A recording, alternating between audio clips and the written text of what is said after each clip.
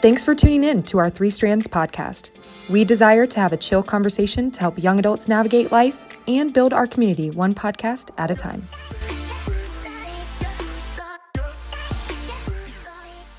What is up, podcast people? Welcome to another day, another podcast, another episode. We're with the pod squad. We got Paz, we got Kayla. It's me, Josh. Hope you guys are having a lovely day. Paz, how you feeling today? Feeling good. Feeling good? I started answering before you even asked. Always ask Let's go. How are you feeling? Great, thank you. Why good? Define good for us. I had amazing quiet time this morning since we didn't have a ministry meeting or whatever. Can you hit us with a little nugget? I was reminded of Matthew. No, I'm not a memorizer, but at the end of when he comes here and he's like the Great Commission or whatever, the whole like, behold, I'll be with you always until the end of time. That, I don't know. It's a nice reminder that like Jesus left, but the Holy Spirit is here. He's always with us. Our helper, our advantage. Let's yes, go. Our BFF. And I don't know. That was just a nice uplifting moment for me this morning. Kayla, how you feeling today? I'm feeling good. What does good mean? Elaborate. Please elaborate for us. What does good mean in the life of Kayla? It's because you got something big on your finger? Oh, I didn't know we were dropping that on the yes, we are. We get to zoom in on it. Yeah. Yeah, just hold it up. There you go. Now, what is that? Yeah, what is it? I am engaged Oh, really? Who are you What? engaged to? to Josh. How are you doing? Let's today? go. No one. We've been engaged for not even 24 hours, maybe like 15 hours. Let's go. Shout out if you're there on Monday night. Third wheeling. Thank you. But let's do it. Today we're going to dive right in. We are talking about resolving conflict. Yep. Conflict resolution, solving problems, like all that stuff. And what happens when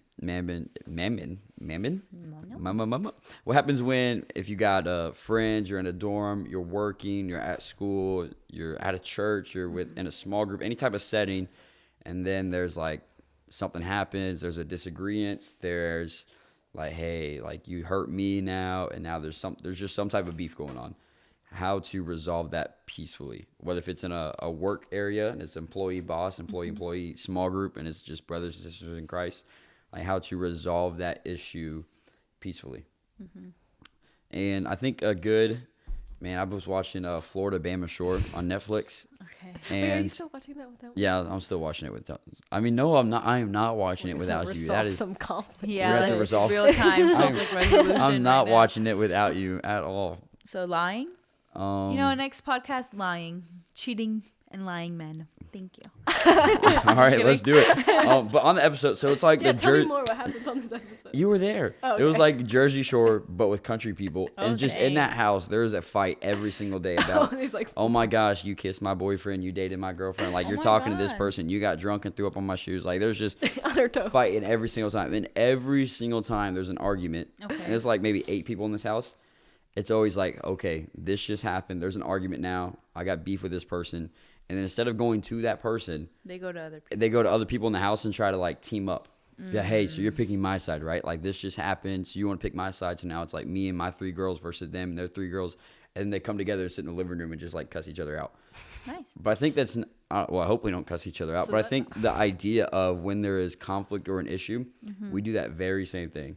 Okay. We're like, hey, I don't want to go to the person specifically, but I want to tell other people to try to pick my side. Yep. Right here, let me tell my other coworker. Let me tell my other dorm mate. Let me tell my other person. Be like, hey, can you please this happen? I'm not even gonna tell you all the details because I don't want to be wrong. But can you please? She just said that. You're picking my side, right? You see that I'm right? Okay, good. Like, and then we try to pick sides and we try to get people to pick our side, and then we go confront the person with like our team rally behind us, and then you go and then you get angry at them. They get angry back. You yell at them. They yell back, and then it just is like pouring fire on fire on fire on fire. And that does not work out well at all.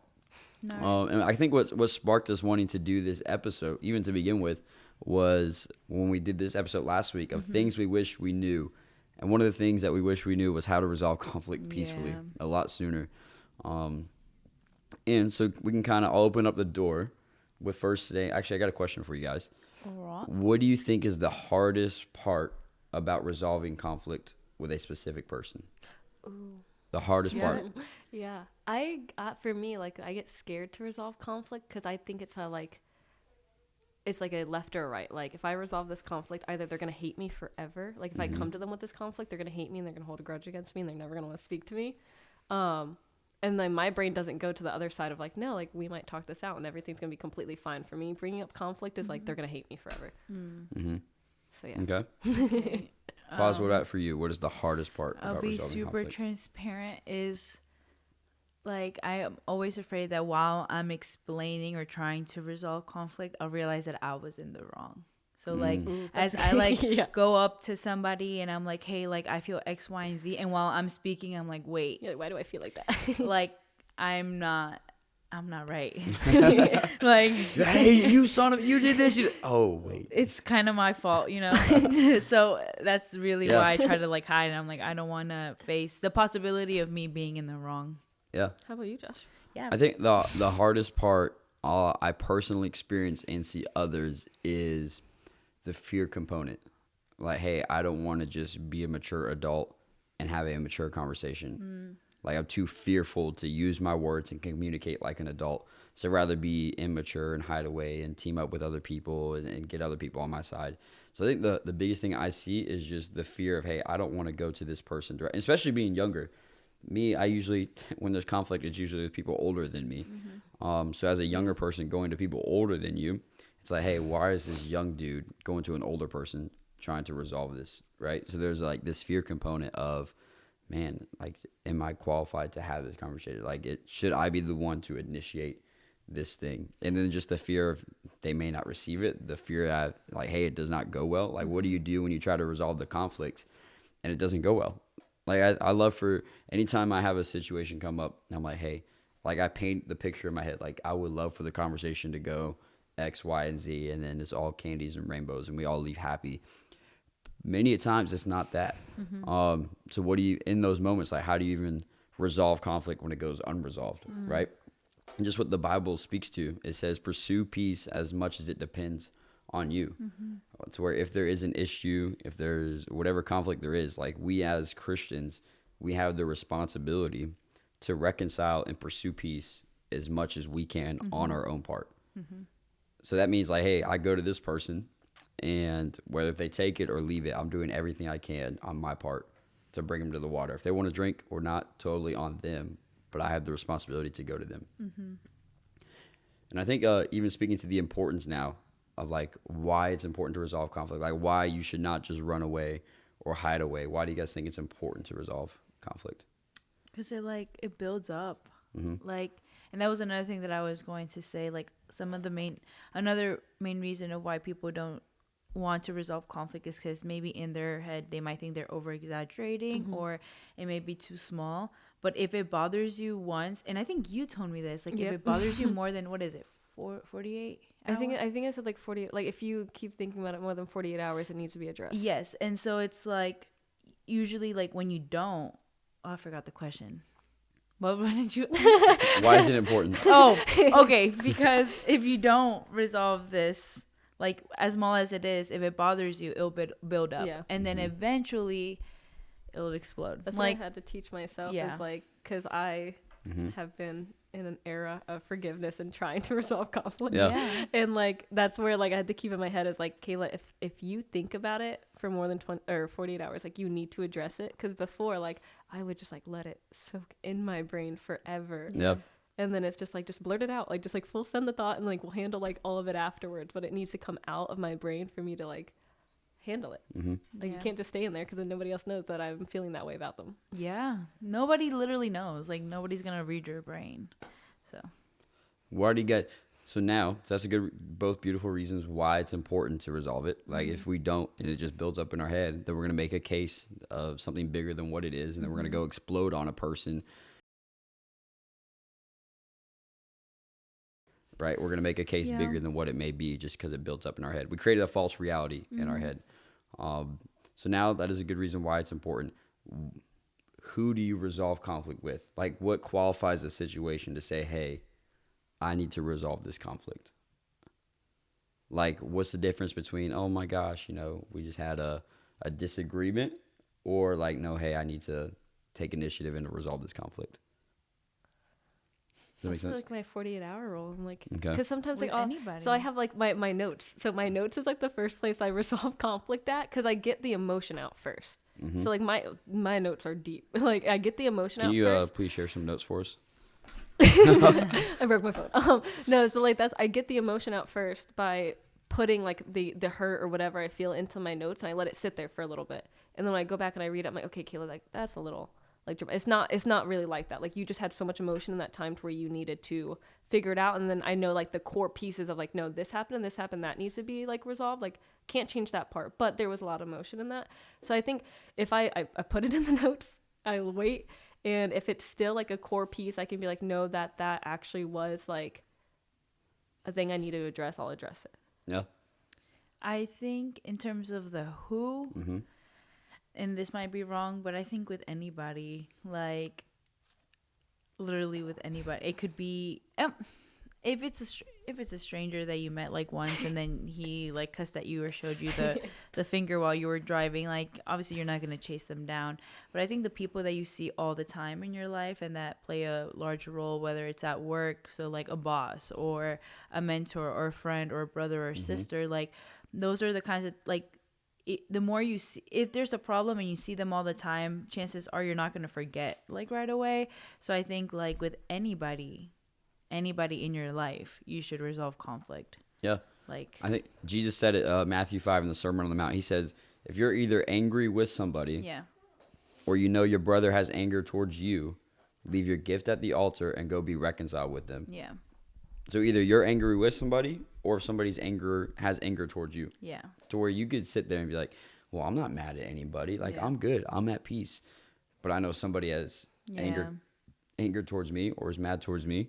We need to leave our gift at the altar. Stop what I'm doing. Like my sermon that I preach, that gift, I need to hit the pause button and go reconcile that situation first. I think we displayed it perfectly just with this podcast, right? Even you guys don't know, but even before this podcast, we had to sit down before we even hit record and talk through some things to leave our gift here at this podcast and to reconcile amongst us three. So he says, look, even if you know somebody has anger towards you or you have anger towards them, you have the responsibility to go solve that problem, to go reconcile it as much as it depends on you. So really nobody's kind of out. Nobody has like an excuse of like, oh, well, they're not mad at me, so I'm good. Or they're only mad at me and I'm not mad at them, so I don't have to do anything. They're mad at me. They need to apologize first. I'm not going to do anything unless they apologize first. Yeah.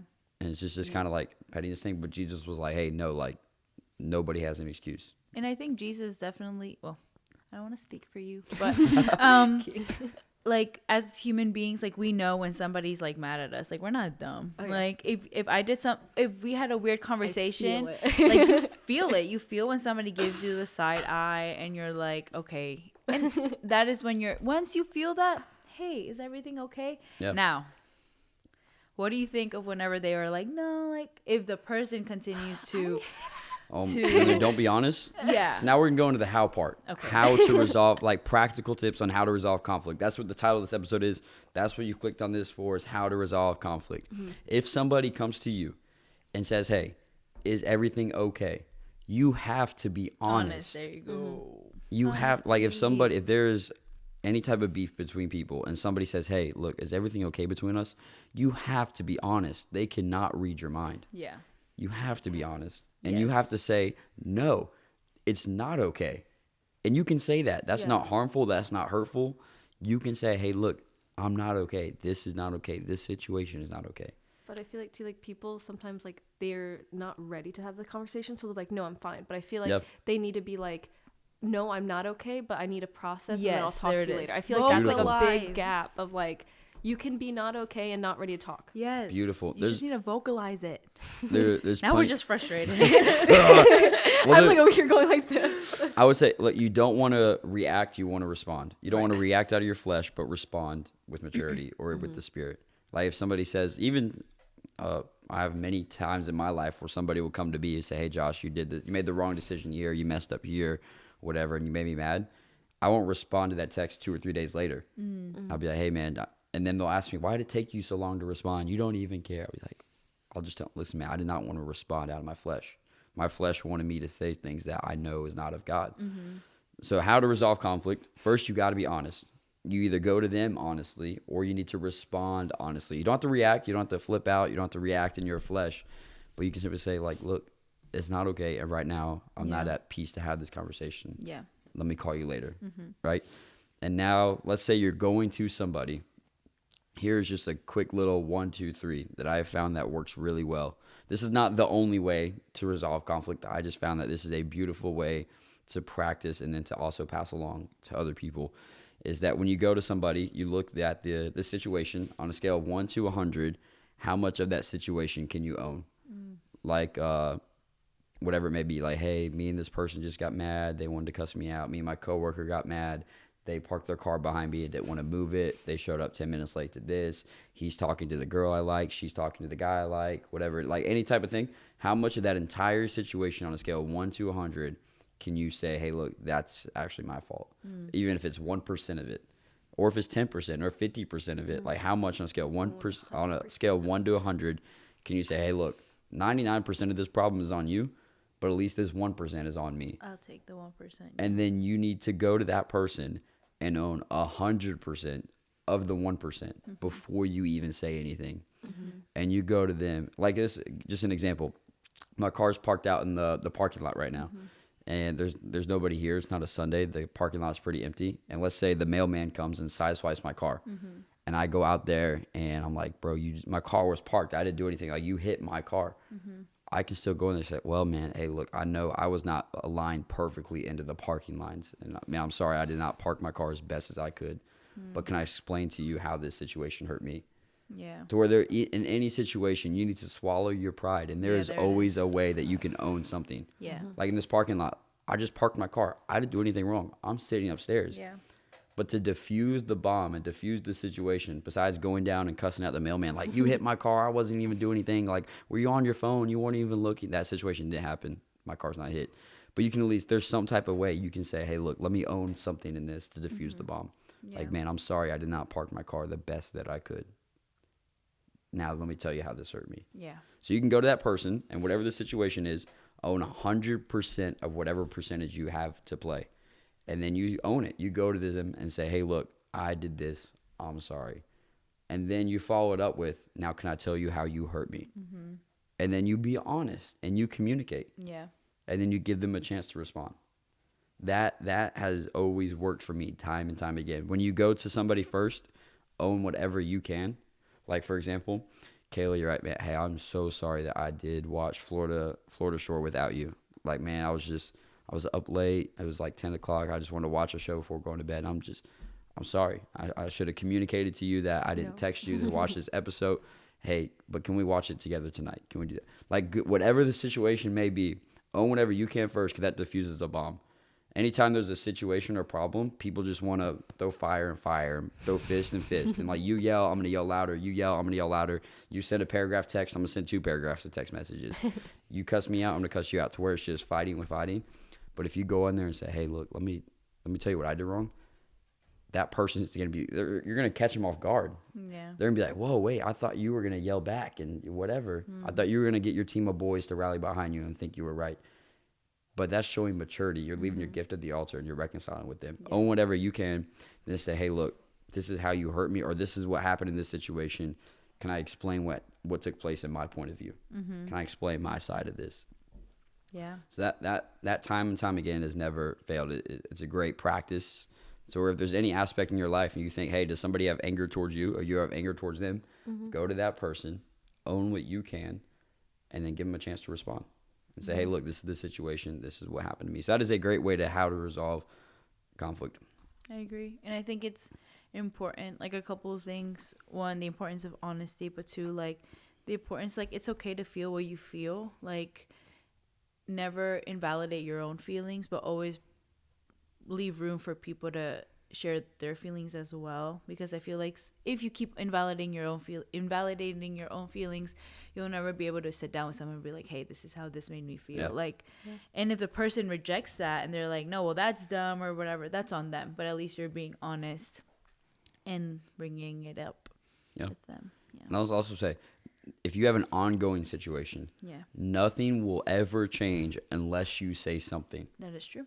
they're not going to read your mind. So if this person or a person in that situation could think everything's fine, everything's good, or they could even know something's wrong, but nothing will change unless you vocalize it. Yeah. And say, hey, look, you keep calling me this name. I don't really like you calling me that name. Can you please call me by this? Hey, you keep doing this one thing. I don't really like when you do that. Can you start doing this? Like, nothing will ever change unless you say something. I think a lot of times we get mad because we have righteous expectations on another person. Of course. Like, hey, they should just get it. They should just know to do it this way. They should just know to lead like that. They should just know to treat people better. Like, they should just know. Like, why don't they get it? People, why don't they get it? Like, they're never going to know unless you go to them and communicate it to them and say, hey, look, I know you've done it this way. I'm sorry I haven't even communicated this to you before. Yeah. But can I share this now? So I would encourage us, because I think a lot of times we like to keep quiet and just hope a situation goes away. Like, hey, I just hope it disappears. Maybe I'll give it a week. Maybe somebody else will say something and I won't have to. Yeah. Maybe if I can text my friend about it, somebody else will do it and I won't have to. Yeah. But we as Christians, we as believers, we have the responsibility day in and day out to go and reconcile that situation. And even speaking more on the how-to, the Bible gives you like a roadmap, Matthew 18, that, hey, first you go to that person. But now the Bible specifically talks about sin. Like, hey, if this person sins against you, so maybe somebody hasn't specifically sinned against you. I mean, a lot could qualify as sin, but maybe they just made you mad, or you have anger towards them, or they have anger towards you. Matthew 18 lays out that you go to them first, one-on-one. You don't team up and get 10 of your girls behind you or 10 of your boys behind you to all pick sides and then have like a group fight. You go to them, and then if that doesn't work, you bring another person, 2 or 3 people in there to witness, to mediate, to reconcile, not to pick sides or choose, but to simply mediate. And then if that doesn't work, then you bring in front of the church, you bring some pastors in or elders in. And if that doesn't work, you kick that person out and treat them like a pagan, or treat them like a non-believer. But that's doing with Like a pagan. you looking at pause like that. Pause, you about to kick you out. No, not pause. Oh. You watch the show without me. Oh, that is Pagan? I do own that. I'm really sorry, man. I did own that. I'm gonna start calling people pagan. Pagan. I also feel like, though, it's really important. I feel like, at least for me, of like learning is like keeping an open mind. Not all of us have the same brain, and I feel like I can get so like, this is how I feel, and I feel this way because like I should. But it's like, I like back to like where you said you get scared of is like, I've handled conflict or like little conversations to where I'm like, wait, like maybe I shouldn't feel like that. Like their brain thinks that way because that's the way that their brain thinks. And like, just because that hurt me doesn't make their brain wrong. Like, and that was like hard for me to realize. Like another level of like maturity, like understanding that other people have different perspectives and like you can't like, you're not always right. Oh, so this brings up that is very valid. Yeah. Right. So how do you know if an issue is resolved? Because there may be times where there's just a disagreement. Like, hey, we can agree to disagree. Yeah. So how do you know when you go to that person, the situation, you can label it, hey, this was resolved. It may be just saying, as long as it ends with peace. Okay. Right. Hey, if you go to that person and you guys can now have peace. Now, if it's a sin issue, there's some probably different standards or different pathways there to get somebody out of sin or to resolve the sin issue. But simply, hey, to resolve this conflict, to resolve this beef between us, can we talk it out? Can we hash it out? Can I own what I can? And then you and I can treat you as a sister in Christ or a brother in Christ. I can view you as that way and value that way. And we have peace amongst each other to where I'm not going to lead this and start rumors. I'm not going to lead this and have a bitterness that I don't want to talk about. I'm not going to lead this and just, hope it just gets better because I didn't say everything I wanted to say and I held back. To where if there's peace, he says, pursue peace as much as it depends on you. To where you guys can leave with peace. Yeah. Leave it all there. Is a big component. Because there may be times where you just say, hey, look, I value you. I see your side. You see my side. We're both okay. Just because we disagree doesn't mean any of us are better or worse. We just disagree on this thing. And that's okay. But we still have peace. Yeah. There's times here where I disagree with some people on how to do things the right way or the wrong way. And you say, look, I value your side. You value my side. We're okay. The world's not going to end. You're still my brother, my sister. Like, we're good. Yeah. And but there's peace in it. Even if there isn't, like, don't be afraid of having that conversation. I mean, what do you think? Like, what do you mean? Like, if, for example, me and you have a conversation and we're like, okay, we agree to disagree, but then you're fine. I leave the conversation feeling like, dang, I didn't say everything I wanted to say. Then that goes back to, you got to be honest when you communicate. You have to be. But I feel also like if you're not at the first time, you can also be like, you can double back and say, hey, look. Like, hey, I didn't voice everything I should have. Yeah. Let's reconnect. Yes. But you got to take the initiative and make that happen. Yes. Right? You can't You be can't upset just, because you didn't say everything you wanted to say. and there's times, I mean, that's happened to me before. Yeah. Be like, hey, because especially in those moments when you go to somebody nervous. bringing up a situation, you're nervous, but also you've probably been planning out this conversation for like 2 weeks in your head. Yeah. You've thought of every In the shower. you thought of every response they could possibly say and how you're already going to respond to it. Like, you thought of every way this situation could end and how you're going to react to it. Like, you have pre-gamed the entire situation in your head from start to finish. So when you go to that person, they haven't spent 2 weeks knowing you're going to talk to them. It's just off the guard. Like, you spent 2 weeks in your head thinking of, oh my gosh, all right, I'm going to say this. They're going to respond this way. If they respond that way, then I'll say this. If they say that, then I'll say this. You're catching them totally off guard, which is okay. But then you got to sit in the reality of, hey, look, I spent 2 weeks thinking about this. I caught them off guard. However long I thought to pregame this in my head, it would be fair to give them that long to sit in it and think about it. So, like, bringing it up to them 2 weeks before the conversation? No, like, you have the conversation, right? You come to me and say, Josh, X, Y, Z, but you spend a week in your head talking about it, getting ready for this conversation.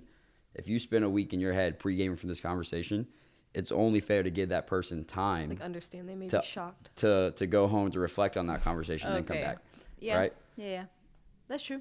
To where it's like, I okay, now you can come together. Or you have that conversation, like you said, and it's like, man, I didn't get everything out. Can we reconvene? And if you're a mature believer, like, yeah, like, let's go. And we as leaders, we as Christians, we got to land this plane in a second. We should always be willing to put on that bulletproof vest and just go in. Fall on the sword, swallow your pride and say, look, I was wrong. I'm sorry. And just put on that bulletproof vest. Take the shots. Fall on the sword. Take it.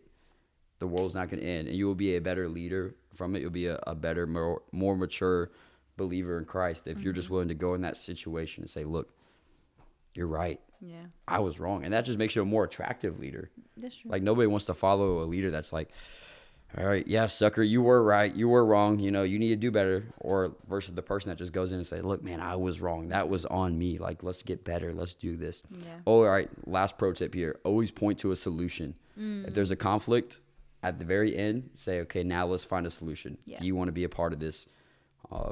Point to a solution is a great way. Yeah. But with all that said, appreciate you guys. Appreciate you, Paz, Kayla, all of us, Pod Squad. Talk about resolving conflict. Tune in for another episode next week. Thanks for tuning in to our Three Strands podcast. We desire to have a chill conversation to help young adults navigate life and build our community one podcast at a time.